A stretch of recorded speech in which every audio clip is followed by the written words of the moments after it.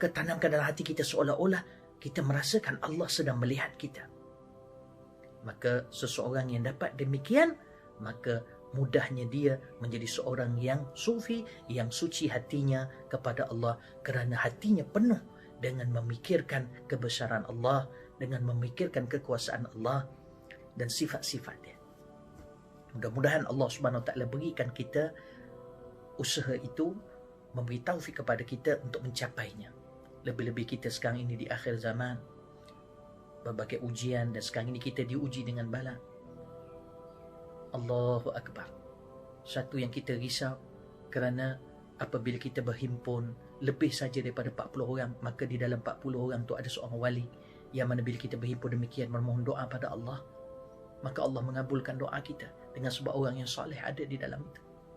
Sebab sebab adanya kekasih Allah di dalam perhimpunan kita. Tetapi sekarang ini kita tidak dapat berhimpun, bahkan sembahyang Jumaat pun kita tidak dapat.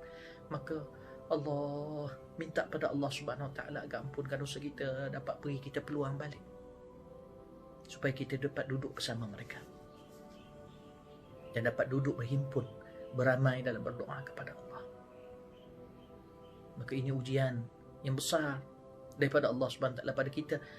Allah nak tengok siapakah di kalangan kita yang benar-benar beriman kepada Allah, yang berusaha untuk menyucikan hatinya.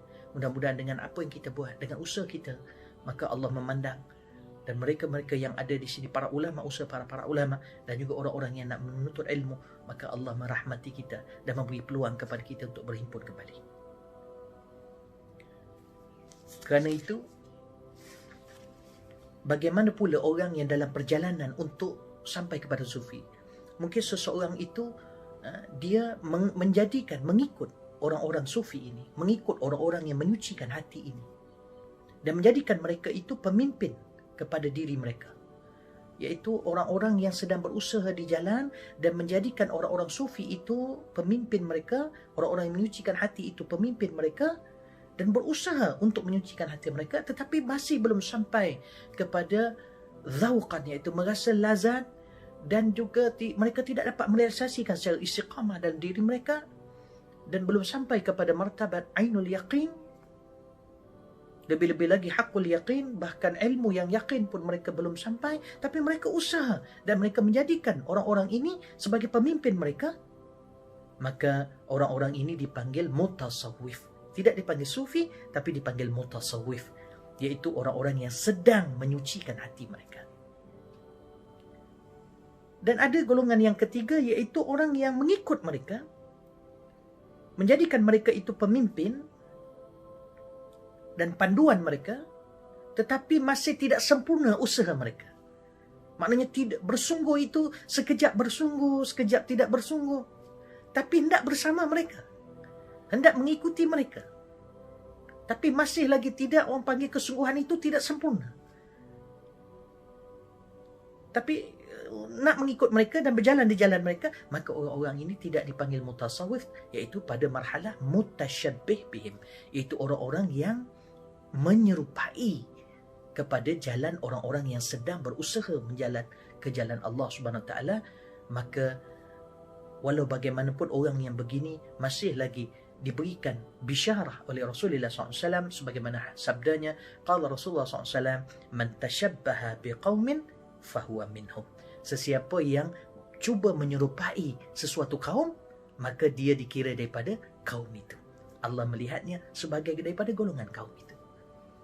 Maka mudah-mudahan mungkin ada di kalangan kita yang ada keinginan, tetapi usaha mereka itu masih tidak sempurna. Sekejap semangat, sekejap tidak, sekejap berusaha, sekejap lemah, sekejap rasa kuat, sekejap rasa lemah.